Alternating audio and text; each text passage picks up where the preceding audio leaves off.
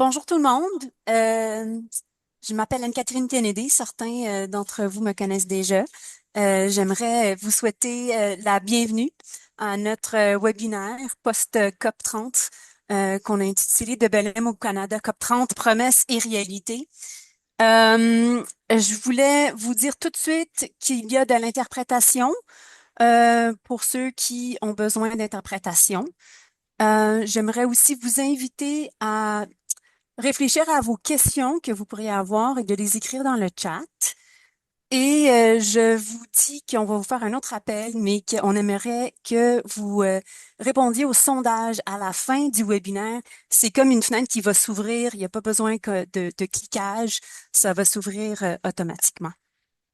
Euh, Avant de commencer, j'aimerais vous parler des membres de notre délégation historique. Ensuite, je vais vous présenter nos panélistes. Cette délégation est historique parce qu'elle est composée de 8 personnes.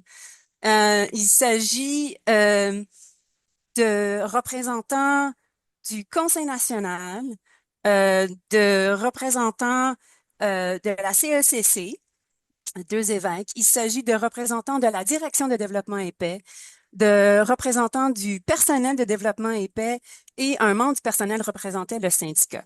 Alors, il s'agit de Monseigneur Martin Laliberté, évêque de Trois-Rivières et membre du Conseil national, et aussi du Comité des programmes internationaux. Nous avons aussi avec nous aujourd'hui Monseigneur Jon Hansen, évêque de Mackenzie-Fort Smith et membre du Conseil national et aussi du Comité des programmes au Canada. Gabrielle Dupuis, notre présidente du Conseil national. Luke Stocking, qui est directeur de l'engagement du public. Dean Detloff, qui est chargé de plaidoyer et de recherche. Moi-même, Anne-Catherine Kennedy, chargée de programme pour le Brésil et la Colombie.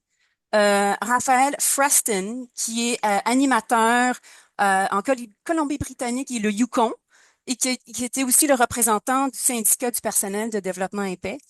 Et Romina Acosta Bimbera, conseillère en communication et relations publiques. Et nous allons voir un petit moment. J'aimerais inviter Bishop Jon, Monseigneur Hansen, à nous faire une petite prière d'ouverture, s'il vous plaît. Thank you, Anne-Catherine. Merci, Anne-Catherine. Est-ce que vous pourrez signaler donc qu'il y a de l'interprétation? Je vois que les gens ne savent pas nécessairement comment avoir accès à l'interprétation. Je vais essayer de faire ça. Il faut ouvrir les 3 petits points. So there are 3 dots in a circle. C'est marqué plus ou more. Donc, vous allez au bas de l'écran, vous avez 3 petits points avec More sous le cercle. Vous cliquez. Then you can choose your language of choice. Et donc, vous pouvez choisir la langue que vous préférez. Encore une fois, donc vous avez les 3 petits points dans un cercle du côté droit au bas de l'écran et c'est marqué More ou plus. Vous cliquez et vous devriez avoir le troisième option, c'est l'interprétation. Dans le petit cercle avec les 3 points.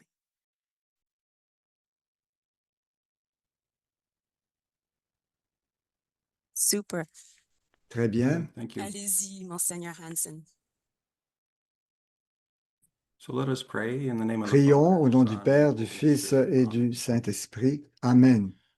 Loving Creator, Créateur we gather aimant, today from many places, nous sommes réunis ici de traditions, and différents communities endroits, de across différentes Canada and traditions, de beyond, différentes collectivités au united by a Canada et shared hope au-delà. for the flourishing of your Nous, creation. ensemble, nous espérons As we reflect l'épanouissement today on de the ta journey to Belém création. En for réfléchissant à COP30, notre pèlerinage à Belém journey of pour la listening, COP30, learning, pèlerinage d'écoute, standing with those d'apprentissage most et de affected by the solidarité climate avec les crisis, personnes les plus affectées par la crise open our climatique, hearts to the ouvre wisdom we nos have cœurs à received la sagesse que nous and the avons reçue responsibilities et aux it places before responsabilités us.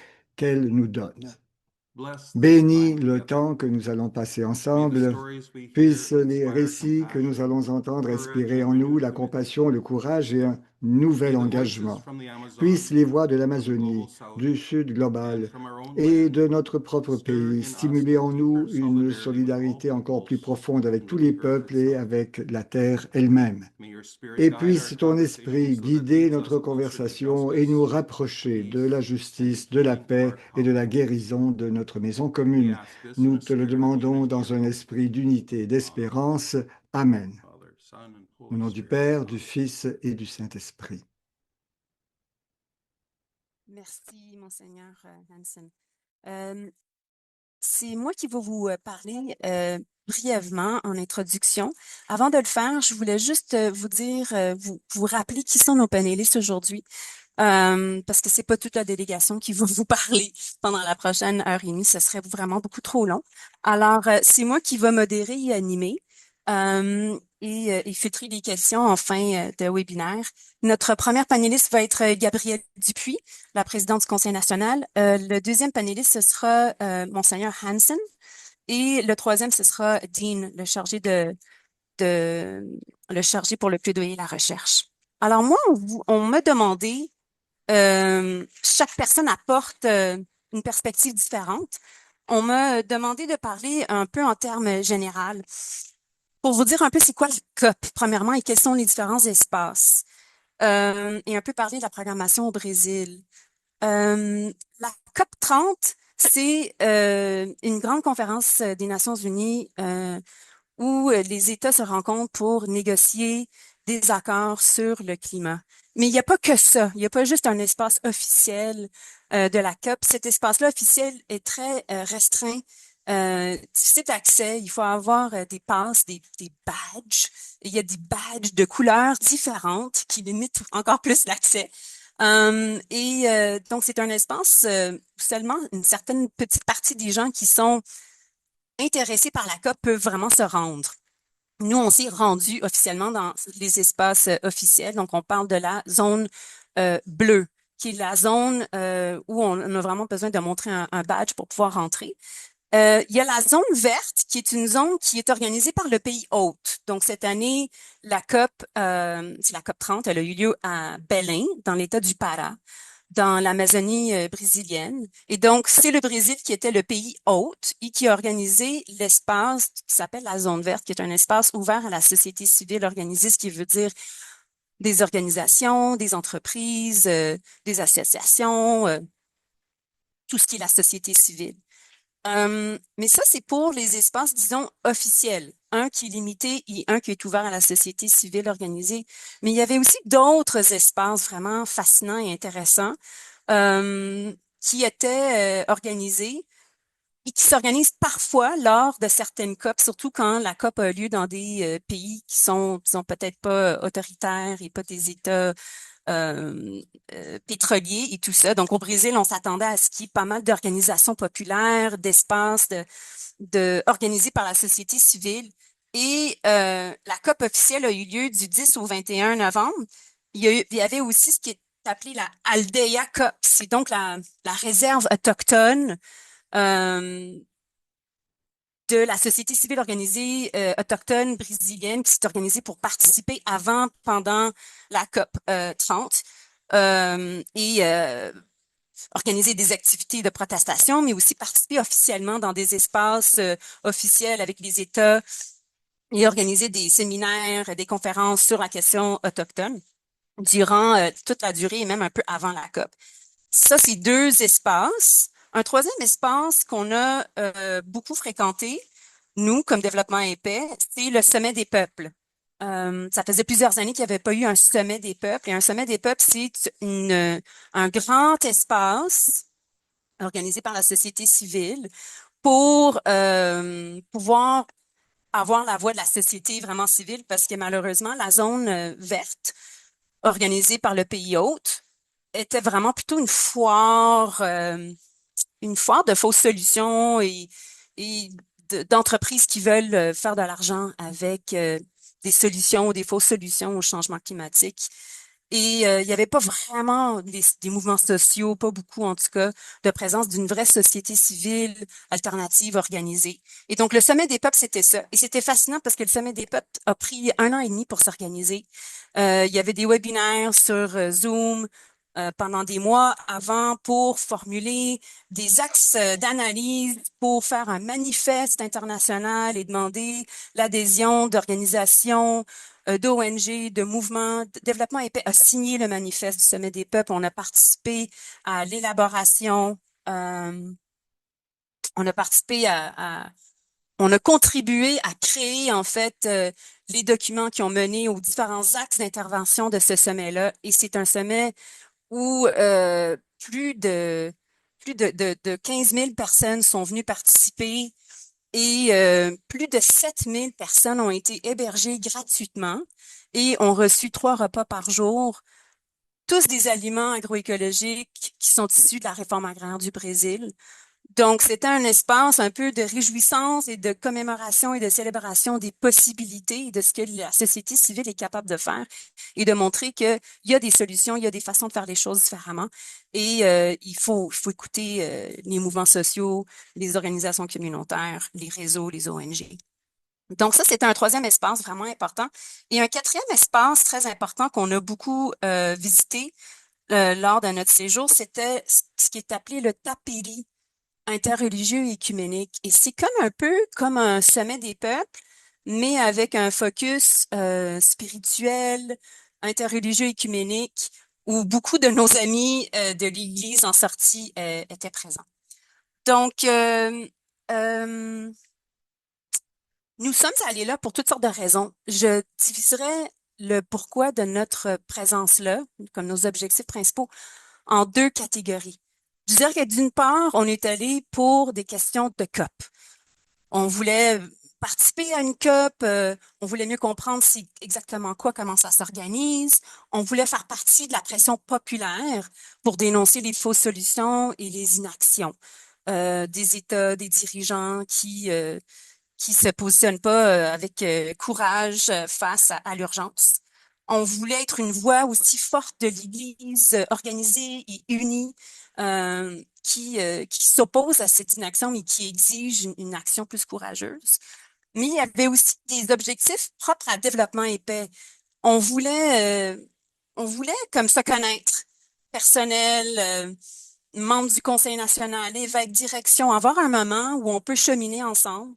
On voulait aussi permettre à plusieurs différents types de personnes de développement épais de connaître nos partenaires au Brésil, mais aussi du Pérou, d'Indonésie et des alliés, des ex-partenaires et aussi des alliés qu'on n'a jamais financés, mais qu'on considère qui font partie de la grande famille de développement épais et qui étaient présents, surtout au Sommet des peuples et au Tapiri.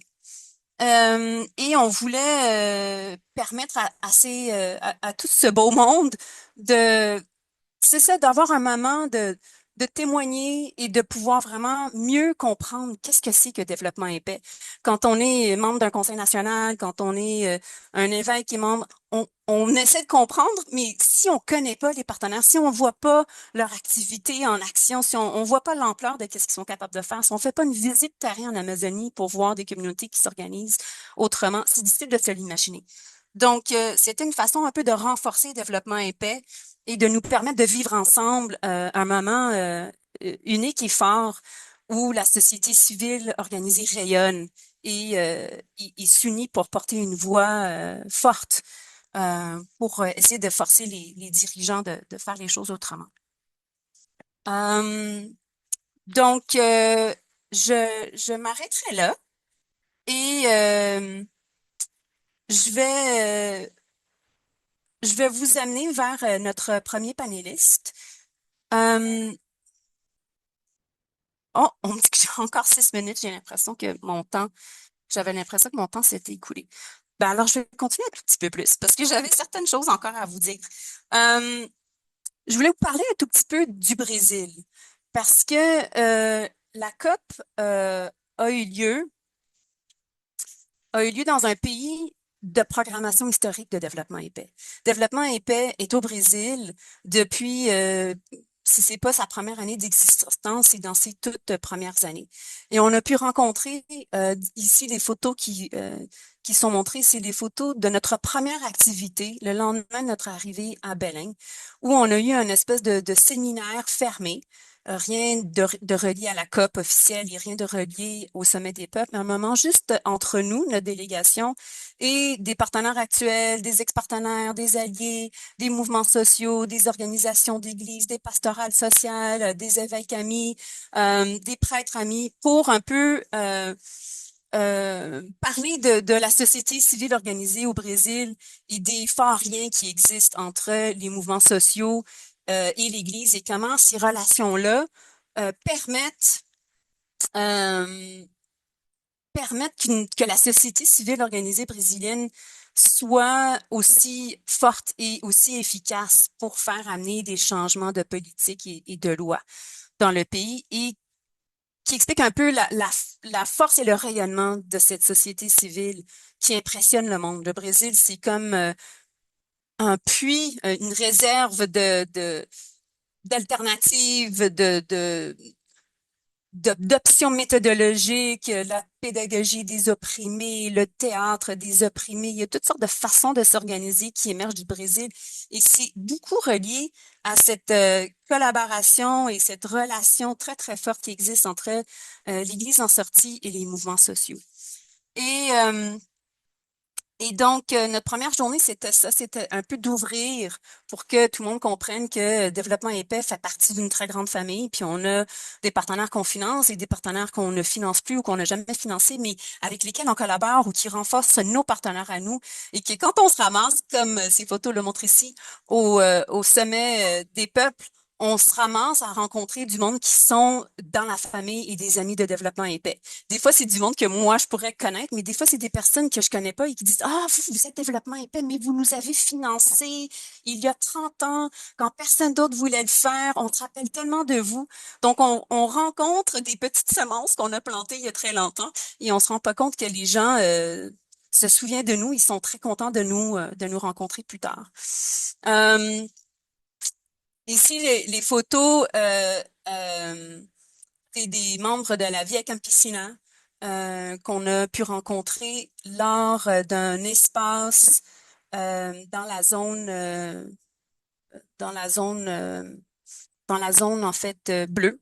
J'ai trouvé un petit espace plus ouvert à la société civile dans la zone bleue qui m'a fait beaucoup de bien et qui s'appelait Roots comme racine et Roots de chemin.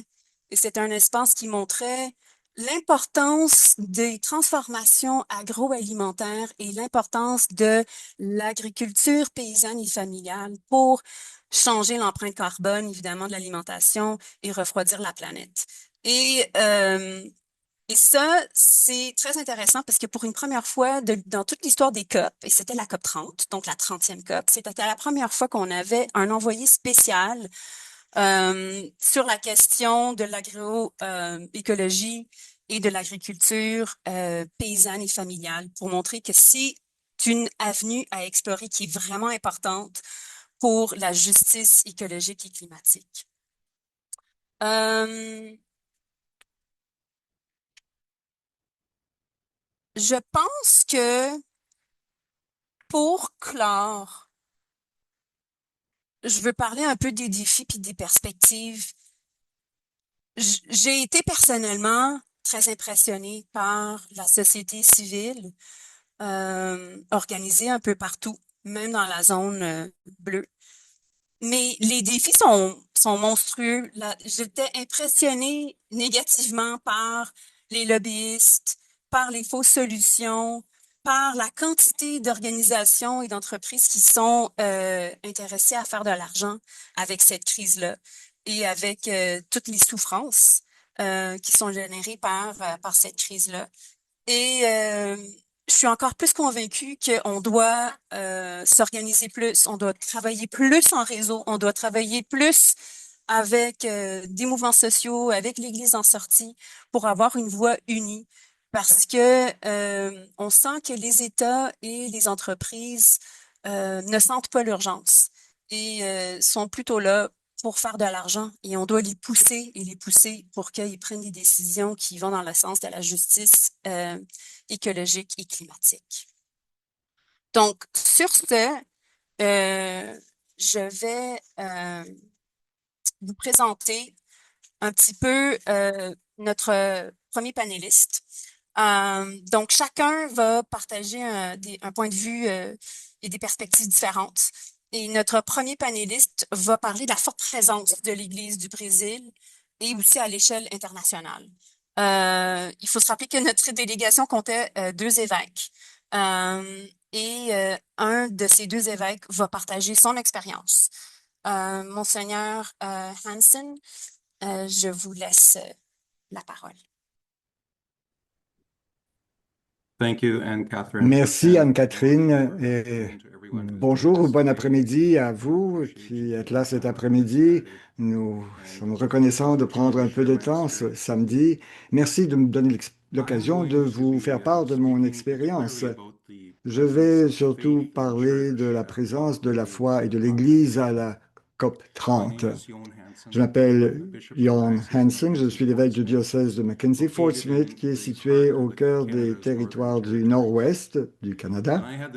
Et j'ai eu le privilège de faire partie de notre délégation à la COP 30 à Belém, qui est au cœur du bassin de l'Amazone.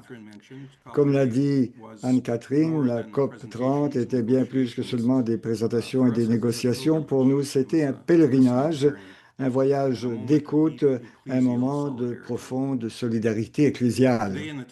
Aujourd'hui, dans le temps qui m'est imparti, je vais passer en revue 4 expériences clés, 4 expériences d'Église qui ont marqué le séjour de notre délégation à la COP 30.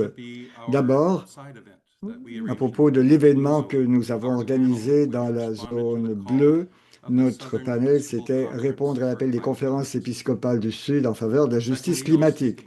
Deuxièmement, je vais parler de l'événement principal du Saint-Siège au sein du cycle de la COP 30. Puis je vais parler du symposium organisé par l'Église du Brésil et du tapiri écuménique.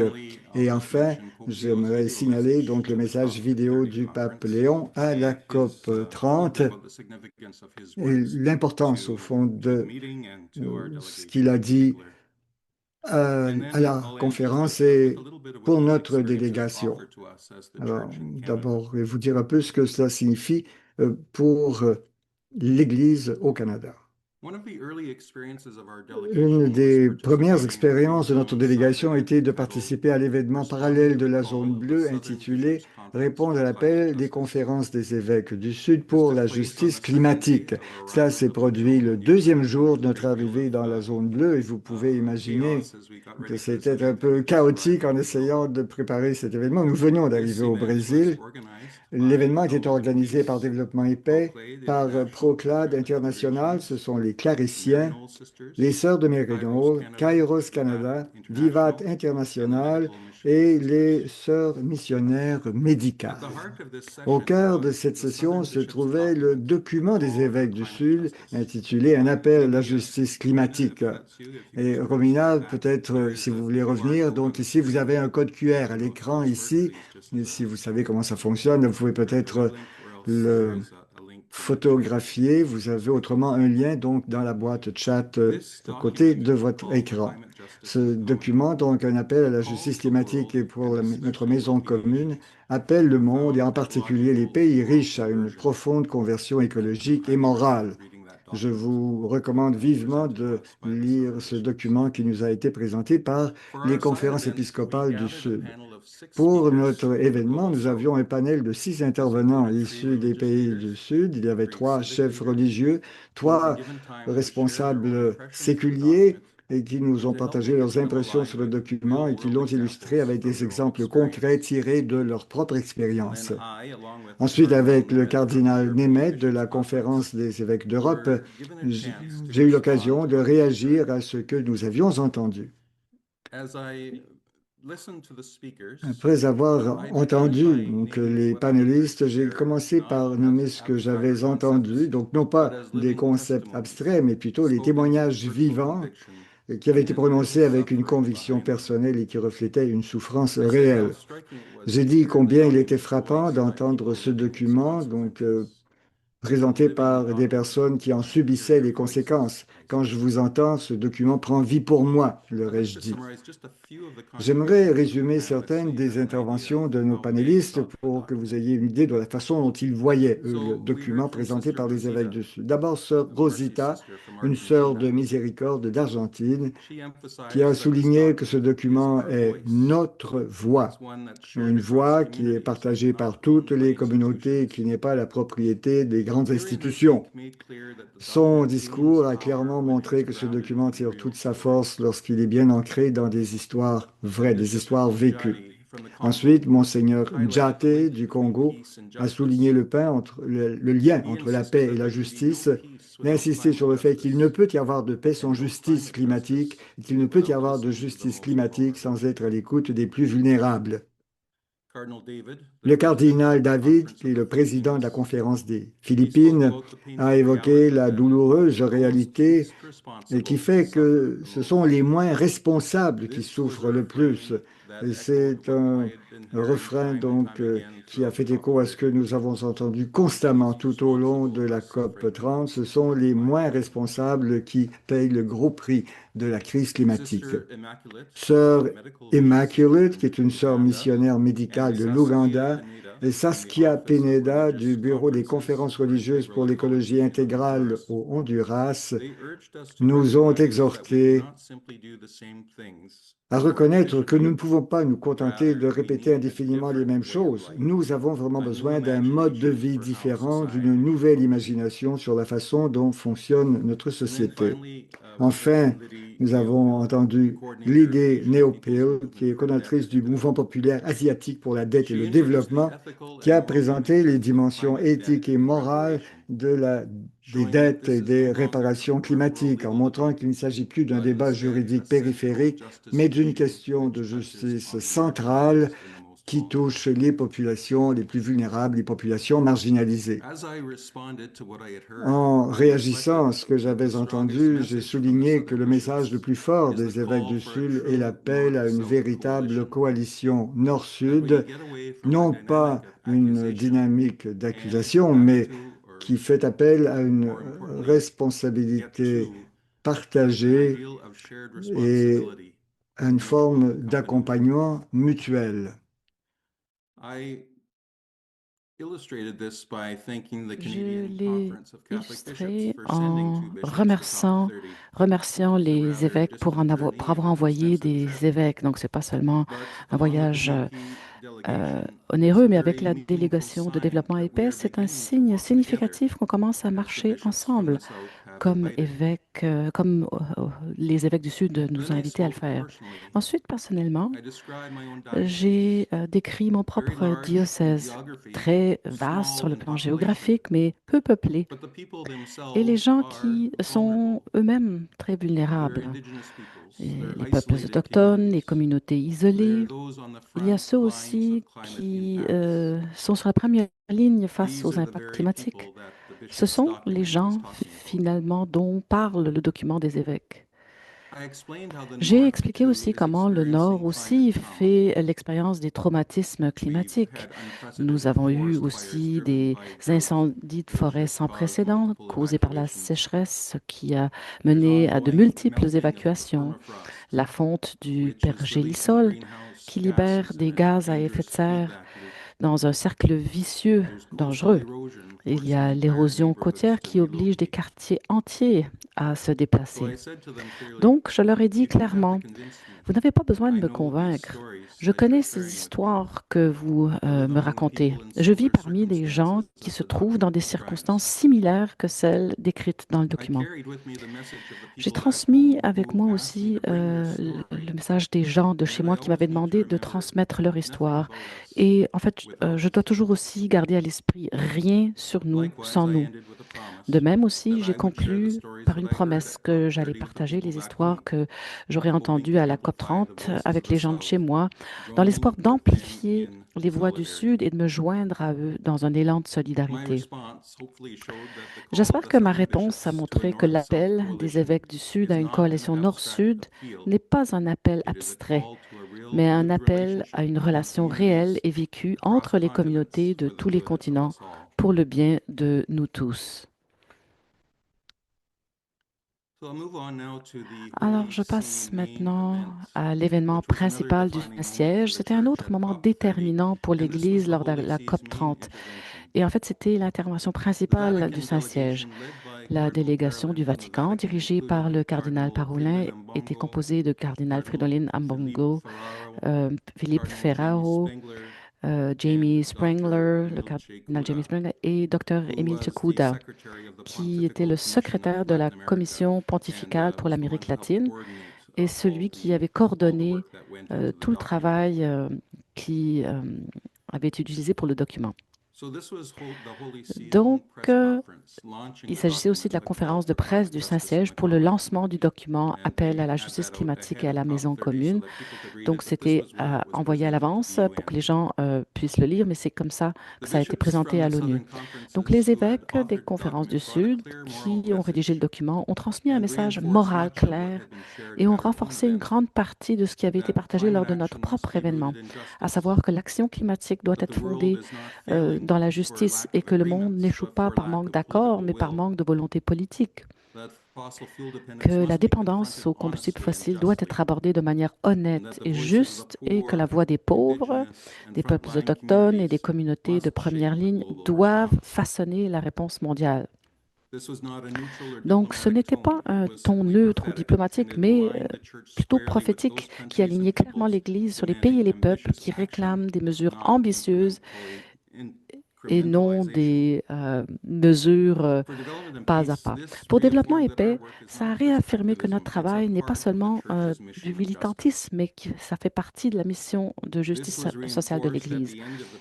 Cela a été encore renforcé à la fin lorsqu'un représentant de l'ONU s'est exprimé.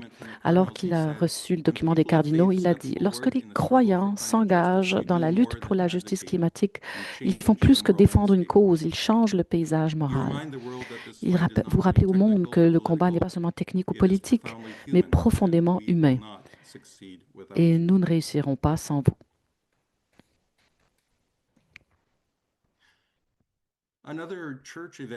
Un autre événement de l'Église qui a eu lieu pendant notre temps là-bas, c'était le symposium de l'Église brésilienne ainsi que le tapiri œcuménique que Anne-Catherine avait mentionné au début de notre réunion.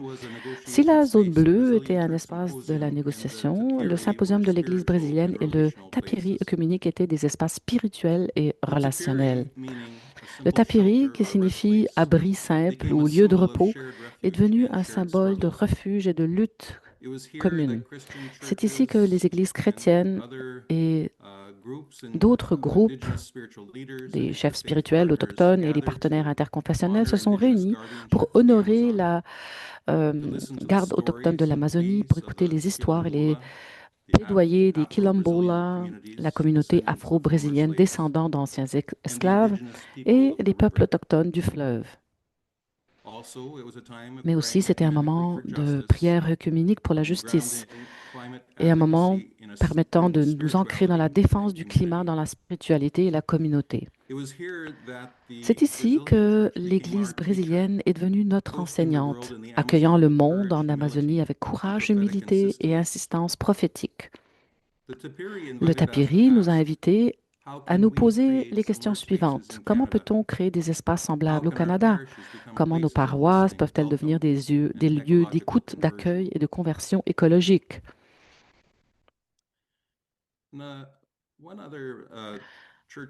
En fait, un autre moment d'Église qui est arrivé à la fin de la conférence, c'est lorsque le pape Léon a envoyé un message vidéo à tous les participants de la COP 30. En fait, le pape a parlé avec clarté et avec urgence. Il a dit: Nous sommes les gardiens de la création et non pas des rivaux pour ce qu'on peut en tirer. Il est encore possible d'agir si on choisit les actes plutôt que les paroles. L'Église doit se tenir aux côtés des plus pauvres et des plus touchés. L'action climatique ne peut pas être dissociée de la réponse morale. Pour développement et paix, Le message était sans équivoque. Nos campagnes, nos partenariats et notre plaidoyer ne sont pas facultatifs.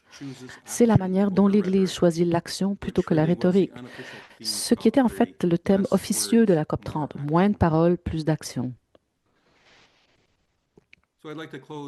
Alors j'aimerais conclure avec ce que je pense, ce à quoi ça peut nous inviter en tant qu'Église et développement et paix. Donc, 4 invitations simples. Continuez à écouter le Sud. Laissez les priorités de nos partenaires guider nos campagnes et notre plaidoyer. Utiliser notre citoyenneté pour la justice climatique. En fait, l'Église du Sud nous a demandé de pousser le Canada vers une transition plus juste, loin des combustibles fossiles, de fournir un financement réel pour les pertes et les dommages et de protéger les personnes vulnérables. Que les paroisses et les écoles deviennent nos propres tapiris canadiens, des centres de conversion écologique. Et finalement, prier et agir comme une seule Église, que notre foi et notre spiritualité alimentent une solidarité réelle et vécue avec ceux qui souffrent le plus.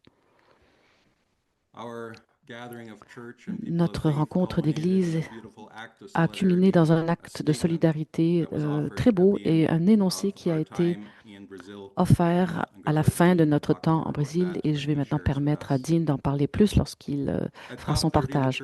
Lors de la COP30, l'Église du Sud a lancé un appel urgent et plein d'espoir. Notre tâche en tant qu'Église au Canada est d'écouter, d'amplifier et de répondre avec courage. Merci pour votre temps. Et s'il me reste 1 minute, on gardera ce temps pour les questions à la fin. Merci beaucoup, Monseigneur Hansen. C'était vraiment, vraiment intéressant. Même moi qui étais là, j'ai vraiment beaucoup aimé comment tu as amené et organisé les choses. Alors, alors oui, l'Église catholique était très présente lors de cette COP30. Il a donné des messages clairs. Il va continuer à s'organiser. Et c'est inspirant, je pense, pour nous à Développement et Paix, de pouvoir avoir participé à ça, de pouvoir continuer à œuvrer dans la continuité. Hmm, On va passer à un autre bloc de notre webinaire et je vais vous présenter notre deuxième panéliste, Gabrielle Dupuis, notre présidente du Conseil national. Les mouvements sociaux travaillent beaucoup, comme je l'ai dit avant, avec l'Église au Brésil et dans plein de pays, pas uniquement au Brésil, bien sûr. Les mouvements sociaux ont été des acteurs vraiment super importants lors du Sommet des peuples, ce méga espace de la société civile.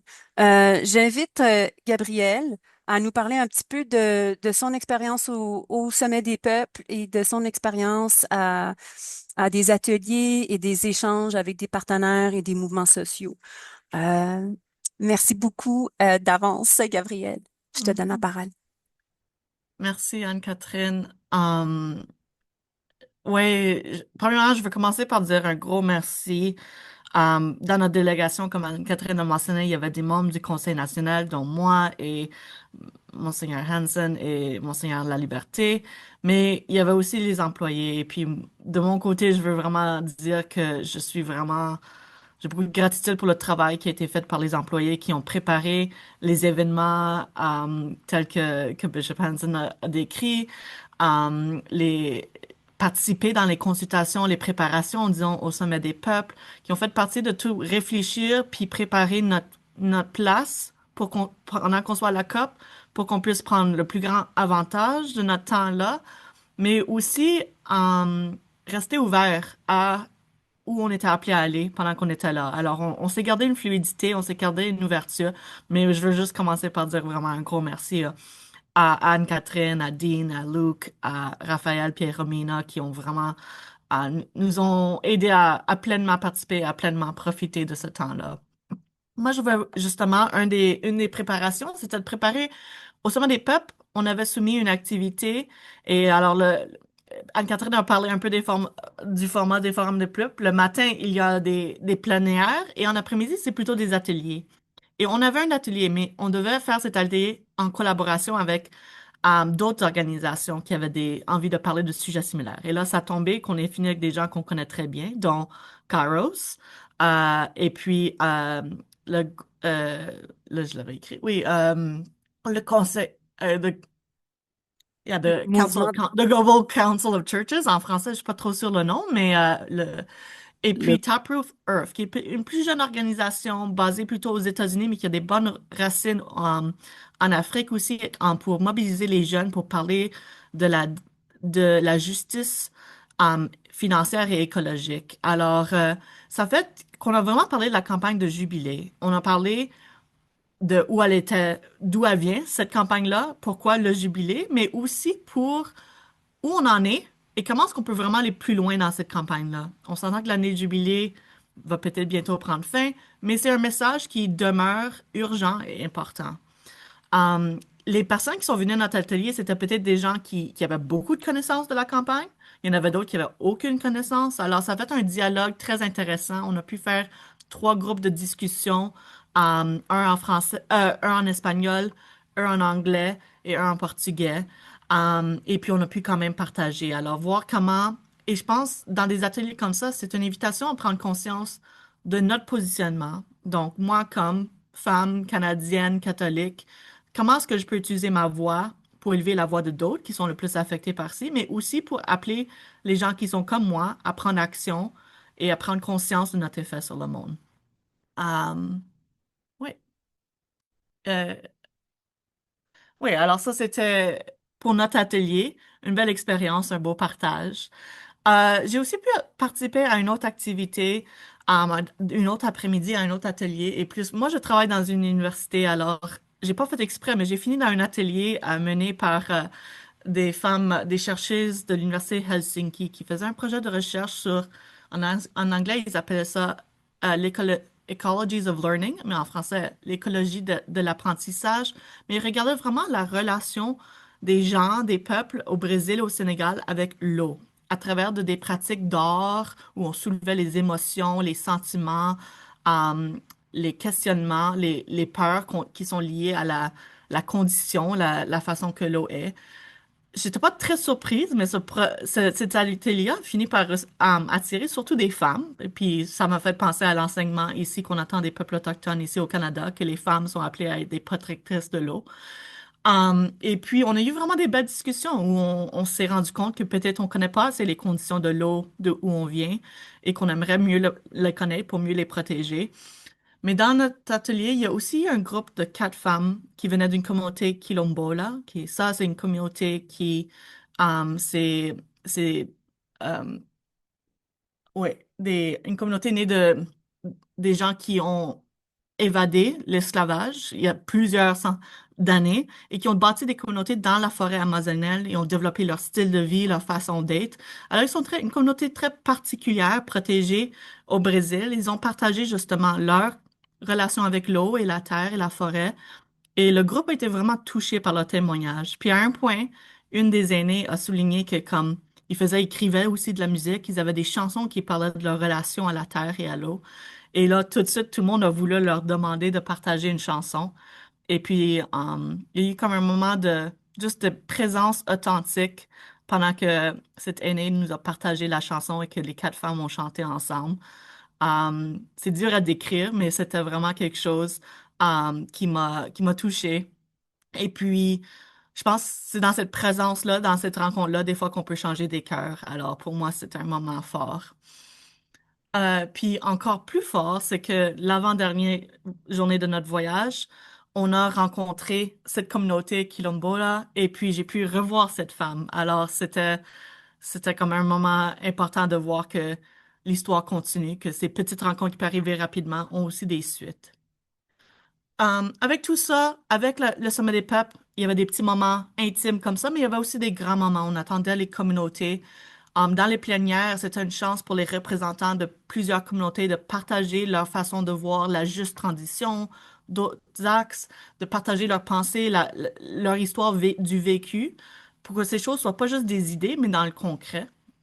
Puis un des messages, pour moi, qui juste revient et qui est au cœur, qui ça peut sembler un peu simpliste, mais l'idée que les communautés doivent être vraiment au cœur des solutions, qu'ils doivent être consultés. Et au Brésil, les communautés qu'on a visitées nous ont aussi partagé leur protocole de consultation. Alors, ils ont une opinion sur comment ils veulent être demander leur opinion. Ils ont développé ça, ils ont pensé ça, mais les gens ne le respectent pas. Alors, je pense qu'on peut jouer un rôle là pour insister que les communautés pas juste de mettre nos méthodes sur eux, mais de respecter leurs méthodes à eux, leur savoir. Et puis, tout ça, pour moi, revenait encore et encore. On parle de fausses solutions. Alors, c'est quoi la réponse aux fausses solutions? C'est de mettre la communauté au cœur des décisions, pas être dans des solutions de marché, mais des solutions qui sont basées sur les humains, la nature, notre maison commune. Et puis ça, c'est revenu dans le message final de le Sommet des peuples. Je ne vais pas tout vous lire les déclarations, je vous invite même d'aller lire la déclaration complète. Mais les deux premières dans les solutions, c'est rejeter les fausses solutions fondées sur le marché. L'air, les forêts, l'eau, la terre, les minéraux, les sources d'énergie ne doivent pas être privatisés ou appropriés, car ce sont des biens communs qui appartiennent au peuple. Nous exigeons la participation et le leadership des peuples dans la construction des solutions climatiques et nous reconnaissons les savoirs ancestraux. La diversité des cultures et des divisions du monde est porteuse d'une sagesse millénaire que les États doivent reconnaître comme référence dans la recherche de solutions aux multiples crises qui affectent l'humanité et notre maison commune. Alors pour moi, ces deux points-là vraiment mettent au cœur ce que je retiens de ce voyage et ce que j'ai envie de partir et continuer autant que possible à partager. Et puis tout ça aussi, entre les 2 semaines de négociation, euh, il y avait une marche de la société civile. Une marche, moi j'ai déjà fait, ça m'a fait penser un peu, ça, m- ça m'a rappelé que j'ai participé en 2025 à une marche d'à peu près 25 000 personnes à Ottawa avant la COP 25 à Paris. Et là, je me retrouvais au Brésil 10 ans plus tard dans une marche avec, on dit 50 000, mais peut-être même un peu plus, personnes, des membres, des gens de tout partout dans le monde qui étaient venus à la COP. Et c'était entre les 2 semaines de négociation. Puis je pense que c'est pas un accident, ça, de marcher dans les rues le dimanche avec la foulée. Et là, une marche au Brésil, on s'entend qu'il y a de la musique, il y a de la danse, du chant. On a pu marcher avec des membres de la Fédération Caritas Internationalis. Alors, on était dans notre famille, notre grande famille de l'Église catholique, mais aussi des amis, des partenaires. Il y avait des gens, il y avait de l'or, il y avait beaucoup d'imagerie autour d'un serpent. Et je pense pour les gens, spécialement de l'Amazonie, c'était très porteur de sens. Et puis, cette marche était tellement remplie de paix, um, de courage et d'espoir. Tout le monde qui était à cette marche-là était au courant que les choses n'allaient peut-être pas dans les négociations aussi vite qu'on voulait. Mais dans cette journée-là, c'était pas un temps pour se lamenter, mais un temps pour insister. Puis, je pense même avec notre visibilité, avec notre vouloir d'être debout, se tenir solide, de célébrer ensemble, de montrer un côté très uni, on espérait vraiment encourager un courage moral chez les décideurs, chez ceux qui allaient entamer la 2e semaine de négociation, de prendre des décisions concrètes, d'entendre notre message. Alors, la société civile, les mouvements sociaux, n'étaient pas là pour se cacher, mais on était là pour être visibles. Et je pense que moi, je ressors aussi de tout ça avec une image de l'Église. Je pense changer parce que c'était tellement beau de voir une Église si diverse, si présente et active. Puis j'espère de faire vivre un peu de ça ici avec tout ce que Monseigneur Young a dit. Moi, j'écho ça et puis je veux faire partie de ça. Alors, j'espère que qu'est-ce que je partage, ça vous donne un petit goût de ce que j'ai vécu. C'est sûr qu'on pourrait en parler bien plus longuement, mais je demeure aussi, je pense aussi à l'idée de notre Église globale, mais aussi, comme Anne-Catherine a dit, à la force de les réseaux, du partage d'informations, des échanges, mais de l'écoute aussi. Il y a une certaine humilité, je pense qu'on est venu avec dans notre délégation, on apportait certains sujets, mais on était aussi là pour une écoute, une présence, voir, pour absorber et pouvoir amener du ça. Et puis pour moi, toujours avec des voyages comme ça, de pouvoir utiliser ma voix que j'ai ici au Canada pour soulever ce que j'ai vécu. Alors, avec tout ça, moi, je pense que je vais conclure ici, laisser un peu de temps pour la fin, mais merci beaucoup pour votre écoute. Merci beaucoup, Gabrielle. Ça donne, je pense, une belle idée de la diversité, de la force et de la puissance de la présence des mouvements sociaux en union et en collaboration avec l'Église durant la COP. C'était vraiment fort. Euh, Là, je nous amène vers notre troisième panéliste et le troisième bloc. Alors, on a parlé de l'Église, on a parlé des mouvements sociaux, on a parlé de comment ils travaillent ensemble. Et là, on va parler un peu plus côté plaidoyer. Alors, en parallèle aux événements à l'intérieur et à l'extérieur de la COP30, les négociations entre les pays avaient lieu. Et pour mieux nous expliquer comment ça s'organise et nous parler aussi de la prochaine campagne de développement en paix, je vais inviter notre chargé de plaidoyer et de recherche, Dean, à prendre la parole et nous expliquer ce troisième bloc qui est plutôt plaidoyer et campagne. Dean.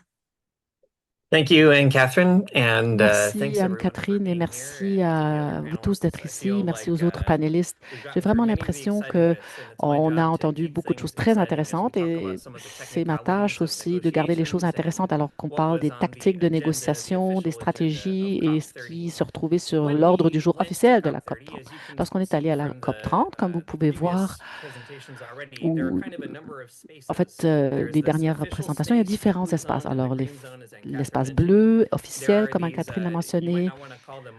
On ne veut pas nécessairement les appeler non officiels, mais il y a les autres espaces, donc le peuple, le sommet des peuples, en fait, qui permet aux gens de discuter des enjeux des changements climatiques et de notre avenir commun. En fait, j'aimerais me concentrer sur la zone bleue et ce qui s'est déroulé là. C'était vraiment un endroit très intéressant. J'ai pris cette photo que vous voyez ici à l'écran dans une des négociations. Donc, ça vous donne un aperçu un petit peu.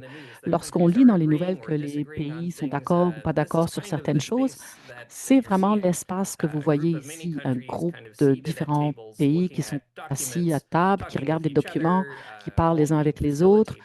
Et tout ça, c'est organisé par le pays hôte et animé par le pays hôte. Alors, j'aimerais passer en revue les différents points à l'ordre du jour et ce qui s'est passé et ne s'est pas passé à la COP. Alors, on passe à la prochaine diapositive. Alors, d'abord, je vais vous donner la mauvaise nouvelle parce que je pense que ça serait mieux ensuite de finir par ce qui est positif. Alors, les mauvaises nouvelles, ce sont des choses que vous avez peut-être déjà vues dans les nouvelles aussi si vous avez suivi la COP 30. Alors, 3 points, ce sont les points liés à ce qu'on regardait en tant que délégation. La première chose, c'est qu'on a vu qu'il y avait vraiment une insuffisance de volonté politique par rapport à la réduction des émissions. Et c'est le premier point ici, la première bulle. Donc, les contributions nationales. Alors, ces NDC, ce sont des plans que les pays devaient faire qui expliquent comment ils vont réduire leurs émissions dans le temps. Et c'était vraiment un processus malheureusement pas très positif. En fait, le plan du Canada a été présenté au mois de février. C'était vraiment positif de la part du Canada, mais nos propres plans étaient insuffisants parce qu'on ne va pas être en mesure d'atteindre nos objectifs d'ici 2030. Et c'était un peu le refrain commun qu'on a entendu tout au long de la COP. Alors même lorsque les plans ont été soumis tard, en fait, ce n'était pas suffisant. Et les scientifiques nous ont dit que d'ici la fin de Trump, si ces plans sont vraiment ce que les pays veulent faire pour réduire leurs émissions, ils n'atteindront pas l'objectif qui avait été déterminé il y a 10 ans lors de la réunion de Paris de garder les températures moyennes entre 1,5 degrés plus élevés que les niveaux pré-industriels. En fait, ça, c'est la première mauvaise nouvelle. Ce que cela signale, c'est que la communauté internationale n'est tout simplement pas prête, pas préparer à réduire ces émissions par des moyens ambitieux dont nous avons besoin. La deuxième mauvaise nouvelle, c'est que nous avons vu aussi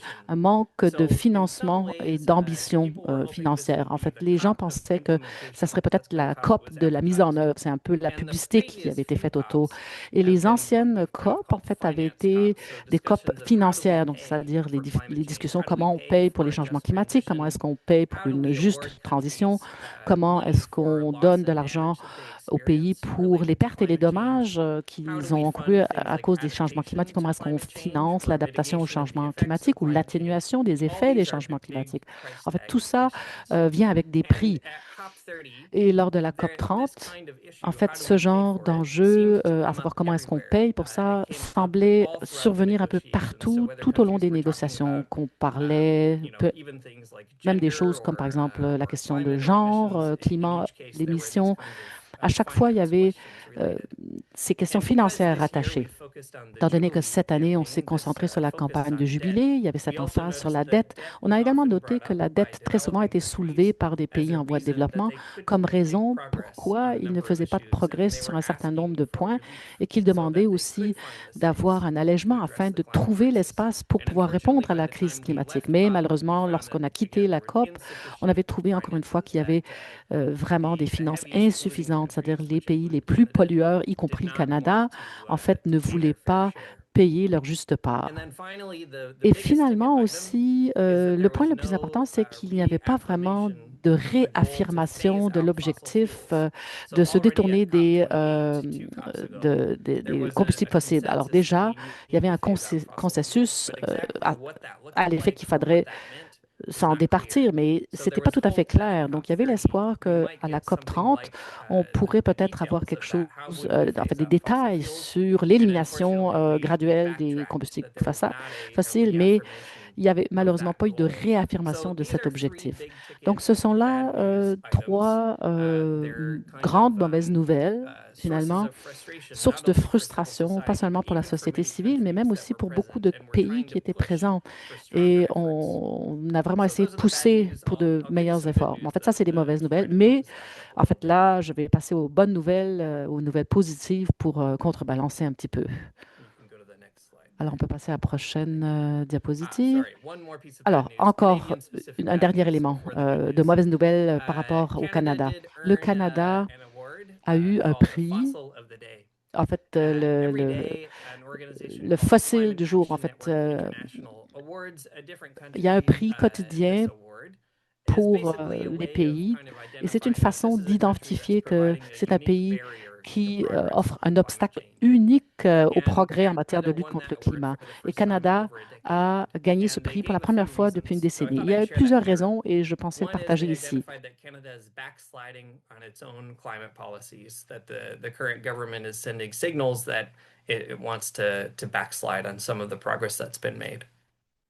The second is that Canada really took a back seat rather than a leadership role at COP30 this year. So they didn't show up with a lot of ambition, which is a bit different. Last year, we saw Canada take a bit more of a leadership role, and they decided not to do that this time around. They also used a lot of vague or non-committal language in negotiations, so they were a bit passive. And then finally, Canada has been expanding fossil fuel investments. And just to make a kind of symbolic picture here. Donc, le Canada, le Premier ministre Mark Carney n'est pas venu à la COP et pendant la COP, il était plutôt en train de discuter de possibilités économiques avec les principaux producteurs de combustibles fossiles. Alors, donc, c'est un prix malheureux et cela montre que la société civile ici au Canada a beaucoup de travail à faire pour rattraper le retard qu'il a pris. Maintenant, les bonnes nouvelles. La première, c'est l'adoption de ce qu'on appelle un mécanisme pour une transition juste, ce que la société civile appelait le BAM, donc le mécanisme d'action de Belém. Alors, vous verrez donc sans doute les épinglettes comme celles que nous voyons ici avec le logo, donc BAM.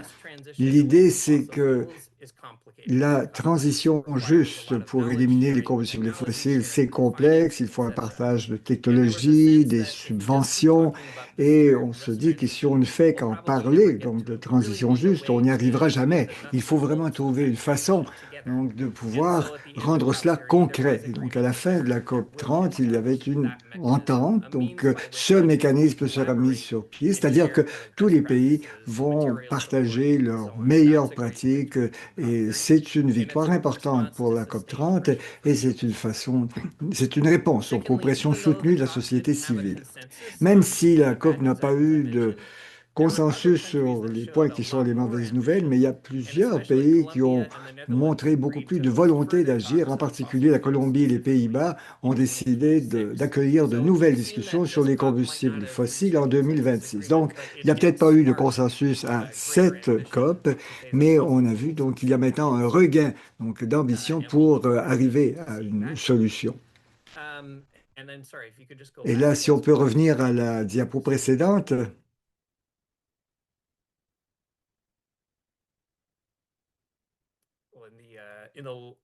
Perfect.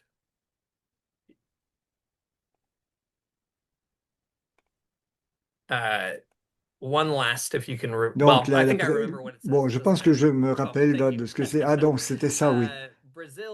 Donc, la présidence brésilienne a annoncé qu'il lancerait deux feuilles de route, l'une pour l'élimination progressive des combustibles fossiles et l'autre sur la déforestation. Donc, c'est comme des suites concrètes. Et ce que cela signifie, c'est que même si on n'est pas arrivé à un consensus à la COP comme telle, la présidence brésilienne a dit, c'est que nous allons mettre sur pied donc deux feuilles de route pour préparer la COP 31, ce qui va obliger donc à poursuivre la conversation et de façon plus efficace à la prochaine COP. Alors, même avec ces contretemps, comme nous l'avons vu plus tôt et comme l'a expliqué un autre panéliste, l'Église était vraiment présente. Il y a eu une participation importante de l'Église et de la société civile. Il y a aussi une participation écuménique. L'Église catholique était là, mais les églises ont travaillé ensemble, les anglicans, les luthériens, le conseil écuménique des églises, plusieurs autres acteurs ont partagé donc une volonté d'action sur le changement climatique et l'Église a offert un pont entre la COP 30 et le sommet des peuples, le sommet populaire. Alors, le pont s'est fait beaucoup à travers l'Église. Monseigneur Yan a parlé donc de la déclaration synodale que nous avions contribué donc à préparer. Alors plusieurs, Anne-Catherine, Romina, Rafa et moi-même avons travaillé jusqu'à tard la nuit pour essayer de traduire des choses. Même nous étions dans la zone bleue donc avec notre Wi-Fi pour essayer de peaufiner donc la formulation. Et la raison pour laquelle nous avons mis autant de temps, c'est qu'il nous semblait vraiment important de dire que quelque chose de vraiment spécial était arrivé à la COP 30 et je prends ici un passage. Donc, les membres de l'Église catholique ici qui avons participé à la COP 30, nous l'avons fait dans un véritable esprit de synodalité en marchant ensemble, unis dans l'amour de Dieu pour les pauvres et la création. En partageant notre temps lors des repas, des tables rondes, des actions de plaidoyer au sommet des peuples, lors des célébrations eucharistiques ou encore au moment de la procession de la Vierge de Nazareth, nous avons rencontré une Église prête à s'exprimer aux côtés des personnes de la planète. Nous repartons avec une espérance renouvelée, fortifiée par le témoignage de l'Église et la grâce que nous avons vécue ensemble. C'est une grande victoire de la COP 30 pour nous.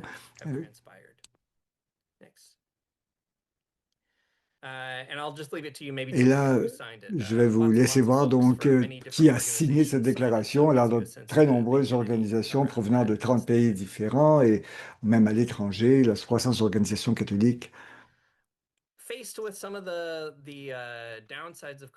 Alors, si on a vu donc les problèmes que la COP a rencontrés, on pourrait se demander pourquoi participer à la COP. Et c'est une question que nous sommes souvent posées comme délégation. Pourquoi? Donc, il est important d'être là,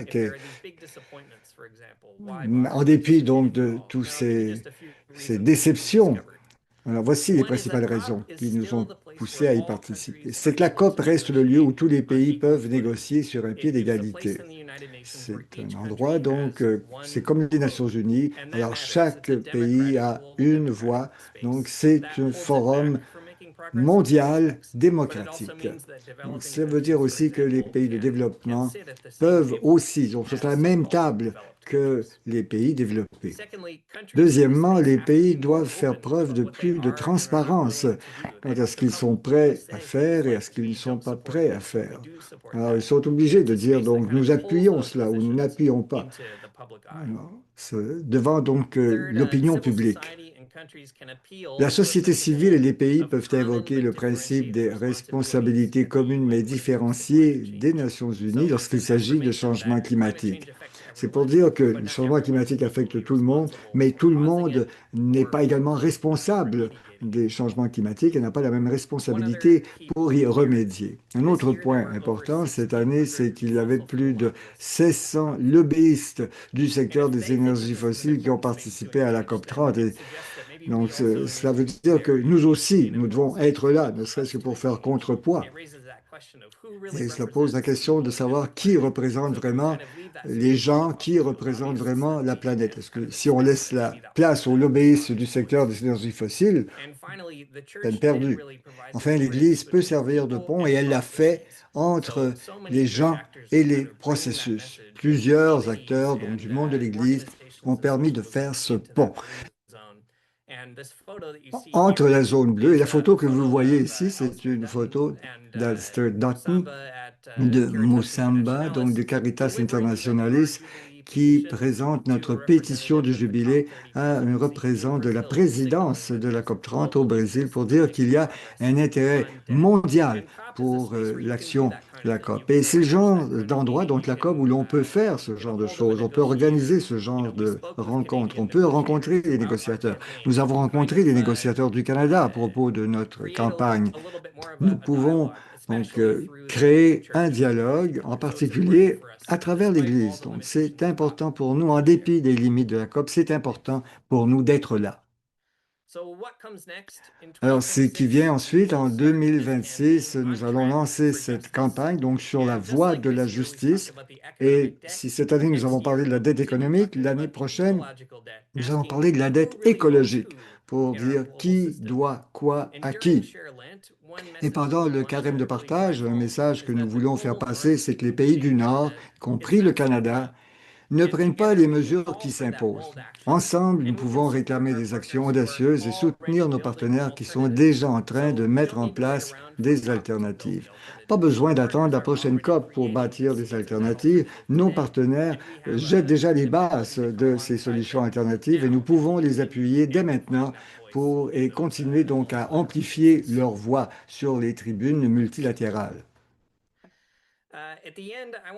Enfin, j'aimerais vous partager, j'ai parlé beaucoup de développement et paix, mais ceci, ça vient donc du document du Laudate Deum qui a été publié du pape, là, qui a été publié juste avant la COP30. À moyen terme, la mondialisation favorise les échanges culturels spontanés, une meilleure connaissance mutuelle et des processus d'intégration des peuples qui finissent par provoquer un multilatéralisme par le bas et non simplement déterminé par les élites au pouvoir.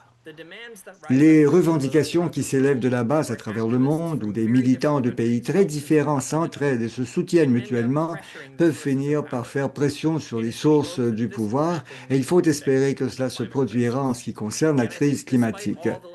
Alors, en dépit de toutes les limites de la COP30, nous avons vu effectivement ce multilatéralisme du bas, donc de la base, et nous avons vu donc cette présence synodale de l'Église. C'est le genre de choses que le développement et paix a pu contribuer à bâtir et que nous voulons continuer de diffuser par notre participation à la COP 30. Alors, je vais, pense, m'arrêter ici et avec le temps qui nous reste, nous pourrons peut-être recevoir des questions. Merci beaucoup, Dean. Euh, alors, on va bientôt arriver à la période des questions. Je vous invite à réfléchir à vos questions. Vous pouvez les mettre dans le chat ou dans le Q&A, questions et answers. En bas, en dessous de l'écran, c'est la boîte avec le point d'interrogation dedans. Mais avant de passer, avant de passer aux questions et avant aussi de passer à notre vidéo, j'aimerais vraiment remercier tout le monde, nos panélistes, surtout pour avoir pris le temps de s'asseoir, de réfléchir, d'organiser leurs pensées et de partager avec nous toutes ces informations-là et leur analyse. J'ai moi-même vraiment beaucoup appris, même si j'étais là et j'ai côtoyé les gens qui ont parlé. C'était vraiment fantastique de vous entendre, surtout avec un peu de recul. Je veux aussi remercier tous les gens qui ont organisé le webinaire, pas juste les panélistes. Et remercier vous, les participants. Et avant de passer aux questions, je vous invite à visionner une courte vidéo qui a été faite, qui résume en images. Il n'y a pas encore le son. La vidéo sera mise sur notre YouTube cette semaine, la semaine prochaine, là, à partir de lundi ou de mardi. Vous allez pouvoir voir ça avec le son. Mais pour l'instant, ce sera sans son, mais vous allez voir les images. Et j'ai pas vu la version finale encore. J'ai hâte de la voir, mais j'ai vu une version préliminaire. Et ça donne vraiment une belle idée de qu'est-ce qu'on a vu, qu'est-ce qu'on a vécu durant ces 2 semaines très remplies. Alors, je vous invite à visionner la vidéo.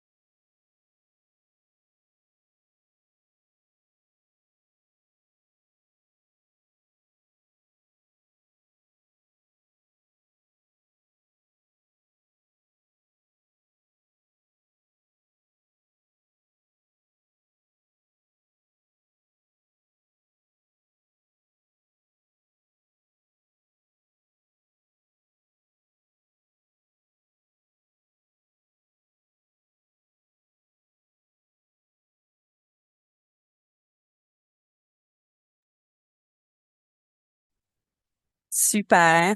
C'est c'est intéressant de voir cette vidéo-là. Je vais vous dire que ça m'a rappelé des choses qu'on aurait peut-être dû vous présenter durant le webinaire. C'était vraiment 2 semaines tellement remplies qu'on oublie des choses qui, sur le coup, étaient très intéressantes et importantes.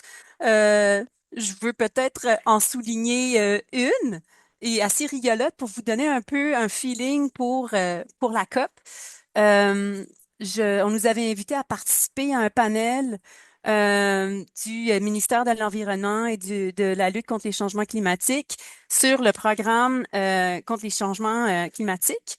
Et je devais présenter et j'ai pas été capable de rentrer dans la zone bleue tellement ça peut être compliqué d'avoir son badge, d'avoir sa passe. J'ai dû passer, je pense, 4h30 ou 5 heures debout à l'entrée de la zone bleue en essayant de rentrer. Et j'ai pas été capable de rentrer. Finalement, la badge est finalement sortie du système sans pouvoir nous dire pourquoi c'était pas sorti plus tôt. Et c'est notre conseillère en communication, Romina, celle qui a fait cette vidéo-là, qui a présenté à ma place. Et j'étais sur le WhatsApp avec plein de gens du gouvernement du Québec et de l'Office international de la francophonie. Plein de gens ont essayé de me donner une accréditation dans le système des Nations unies pour que je puisse rentrer. Il n'y avait rien à faire, le système était bloqué, je ne pouvais pas rentrer. Et tout le monde me disait, ah ben, inquiète-toi pas, c'est la COP. C'est crazy, la COP. Tout se passe à la COP. On s'attend à avoir plein de pépins et de problèmes. On essaie de se préparer du mieux qu'on peut, mais on s'attend à avoir plein de problèmes. Donc, c'était assez rigolo. Moi, je capotais en bon québécois parce que on s'était engagé auprès du gouvernement du Québec pour être là et je voulais y être et je me sentais mal et je voulais pas les laisser tomber. Mais pour eux, c'était ça fait partie de. Donc, on apprend et heureusement, on était quand même bien préparés. Puis Romina a très bien présenté. Et c'est pour dire qu'une prochaine fois, si on continue à fréquenter des COP, certainement avec des délégations plus petites, on va savoir qu'il faut se préparer à avoir un plan A et un plan B parce qu'on sait jamais qu'est-ce qui peut arriver. Donc, je vais vous inviter à poser vos questions et on est censé de me les envoyer et je ne les vois pas.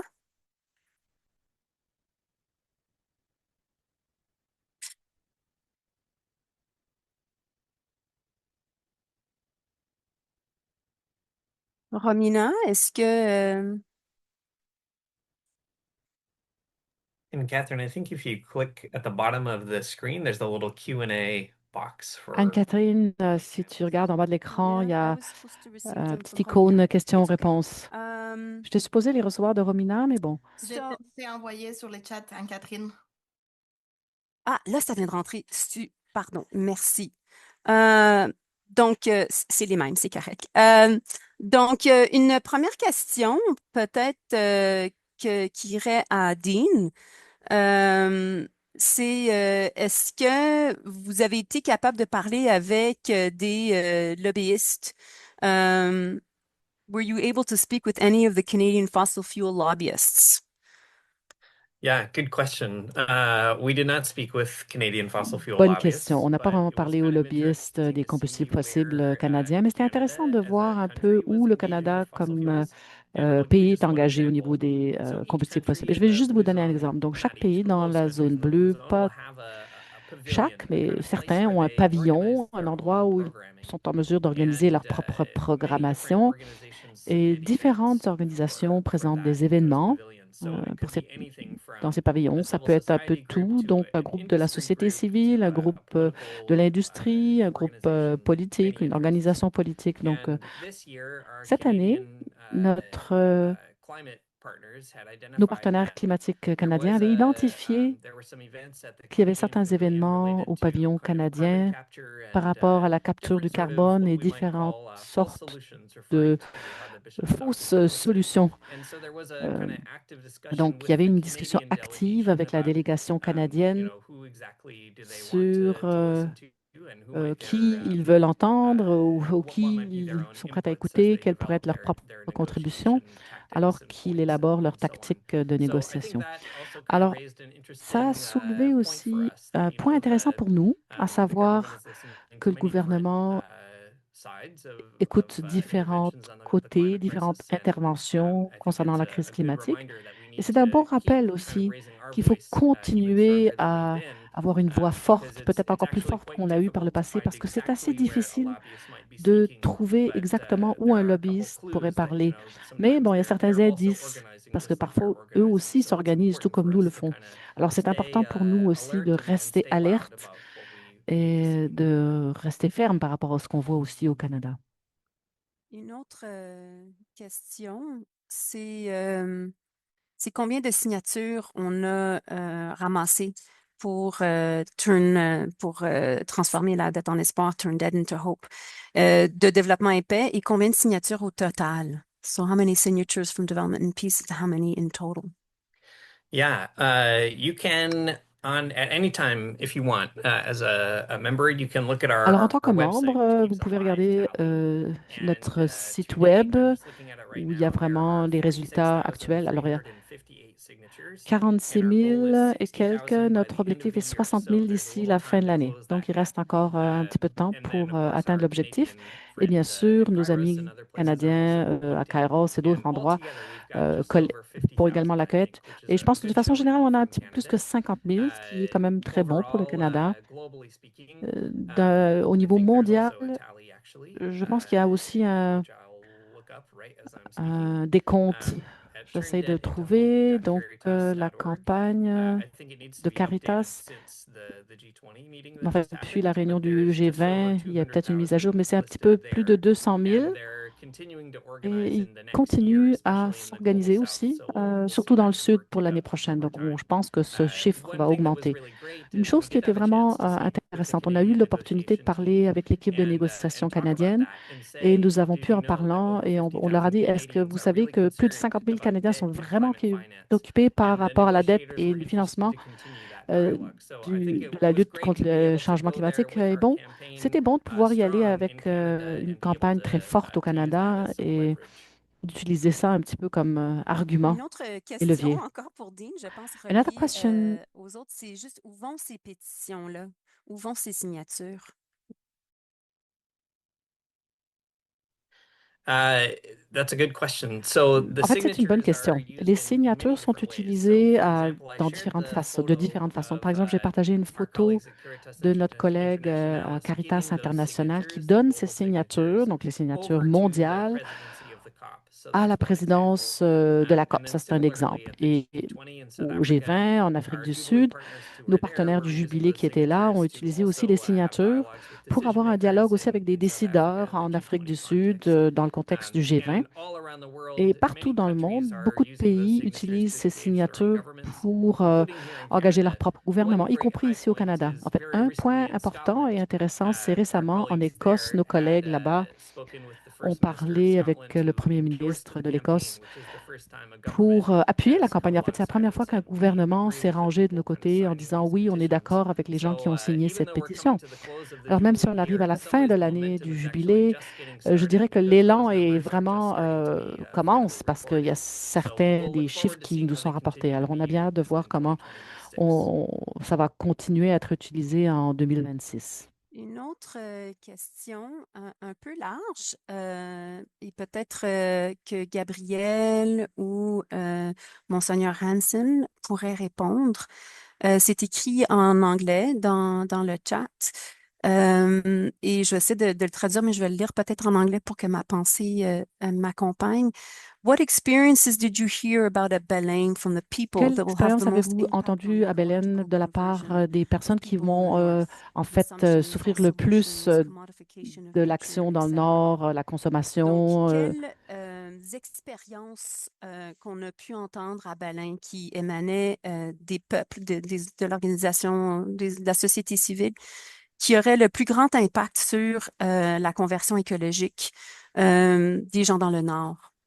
Je ne sais pas si toi, Gabriel, tu aurais quelque chose à dire ou... Oui. Bishop Young, you can go first. I can go after. Monseigneur Rion, peut-être que vous pouvez commencer. Yes, Je vais suivre. I don't know what's going to have Alors, je ne a sais great pas impact trop qu'est-ce qui va avoir un grand impact pour tous les Canadiens. Mais ce que je peux vous dire, ce qui a eu un grand impact sur moi et mon expérience là-bas, et bon, si on peut répandre la parole, ça va peut-être avoir un impact sur d'autres. Tout d'abord, dans cette question, on a parlé du fait que les gens, même dans les années 60, ont été encouragés à parler d'une voix forte. Et je l'ai vu vraiment à un des événements auxquels j'ai été invitée par Anne-Catherine. C'était un dîner au bureau de Facé. Et le ministre pour les peuples autochtones est venu pour partager un message du gouvernement par rapport à un nouveau programme, si je ne me trompe pas. Et en fait, les gens ont écouté très poliment. Je pense qu'elle a été bien aimée par les gens, mais elle est partie sans répondre aux questions. Et dès qu'elle est partie, les gens ont pris le micro et ont commencé à se parler. Et c'était en portugais. Et Anne-Catherine était tellement fascinée que j'ai pas vraiment eu toute la traduction, mais j'ai pu voir que les gens ne prenaient rien pour acquis, qu'ils étaient prêts à questionner et de parler de tout ce qu'ils avaient entendu de la part des gouvernements. Donc ça, je pense que c'est un signal très positif et qui montre aussi que les voix que les évêques ont soulevées par leurs documents n'étaient pas une voix superficielle d'une institution ecclésiale, mais c'était vraiment une combinaison des voix des peuples.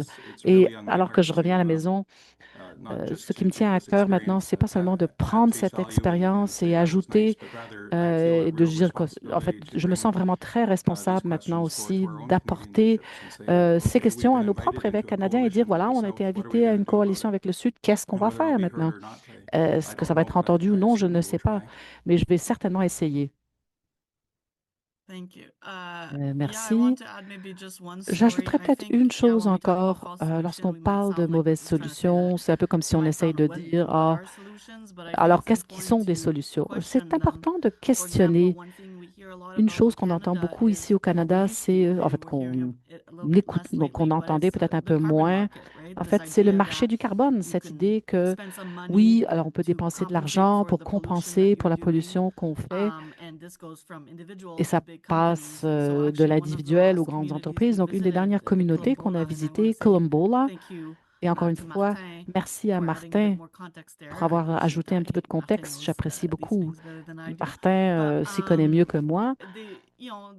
there was question of maybe the Mais area il y they avait la live in being part of question a carbon de market l'endroit où solution. il vit And pouvant it faire wasn't partie very, d'une we didn't get all solution the de details. We marché didn't du know if carbone. that On had n'a pas eu already tous les happened or détails, on ne not. sait pas But si one c'était déjà statement, produit which ou is a non, very simple mais une statement, but a very déclaration très powerful one, simple, mais très said puissante avait dit, the leader of the community told us very le clearly, dirigeant de la we don't communauté want nous to a be dit clairement, used on ne to veut pas justify être other people's utilisé pollution. pour justifier la We've pollution worked des autres. hard. Nous avons So for me, travaillé what I heard fort. within that Donc is moi, ce we've que j'ai worked entendu, hard c'est que nous avons to be travaillé fort work in rhythm with nature, to pour respect the travailler environment avec la we have nature, pour around us, respecter and we don't l'environnement want qui be nous used as entoure. pawns On ne to veut pas être justify utilisé somebody comme else's pion lack pour of care. And justifier so le I think manque that's de a very soins des powerful autres. Et je statement. pense que c'est une So, déclaration juste de très dire en forte. français très clairement que So, ce groupe de Quilombo, là, il y avait des négociations qui se passaient, des discussions qui se passaient, mais le plus important, le message qu'il voulait nous dire très clairement, c'est que ils voulaient pas être utilisés pour justifier la pollution que nous, on fait ici.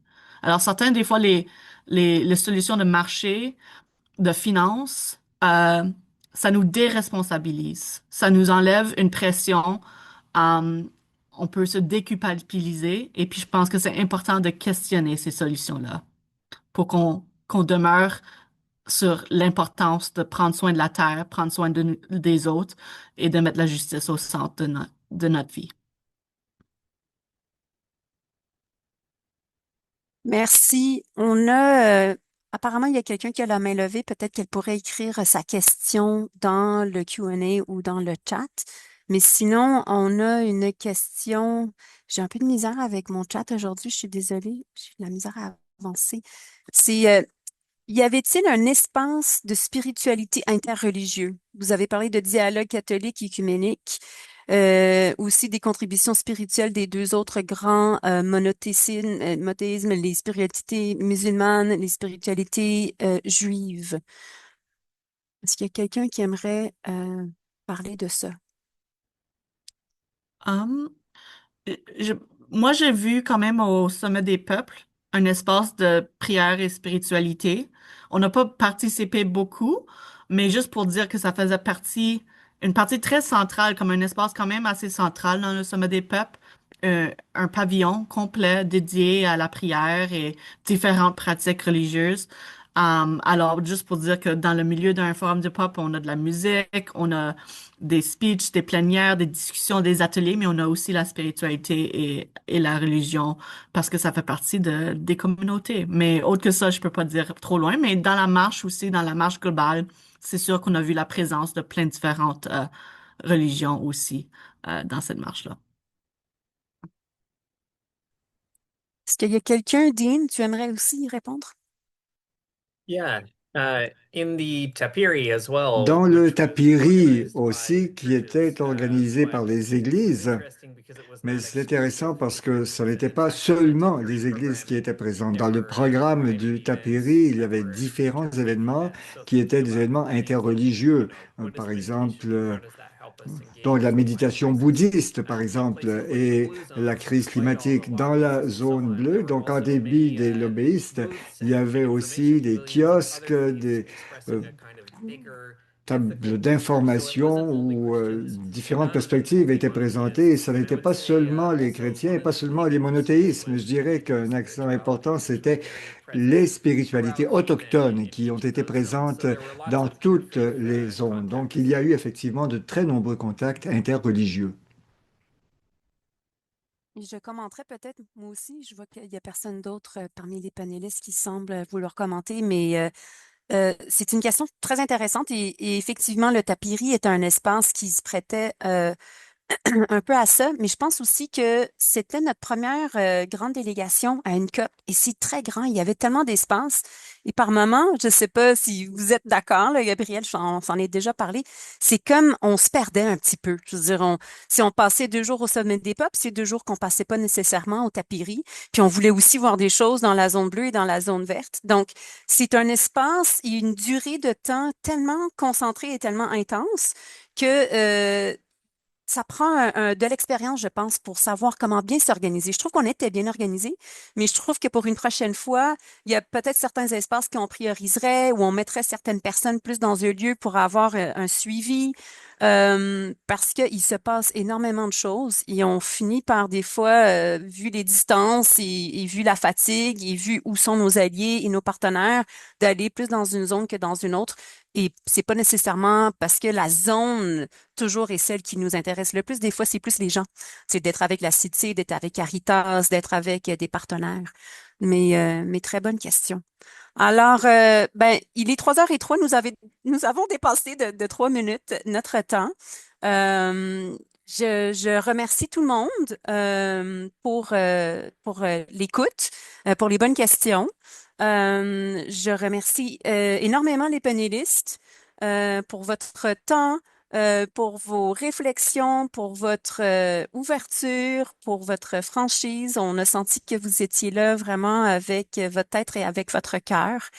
Et, euh, et je remercie aussi tout le monde qui a organisé et j'aimerais que vous remplissiez, s'il vous plaît, le sondage qui va apparaître apparemment aussitôt que le webinaire est fini, s'il vous plaît. Et j'espère qu'on va pouvoir avoir d'autres moments de se parler de la COP et des suivis.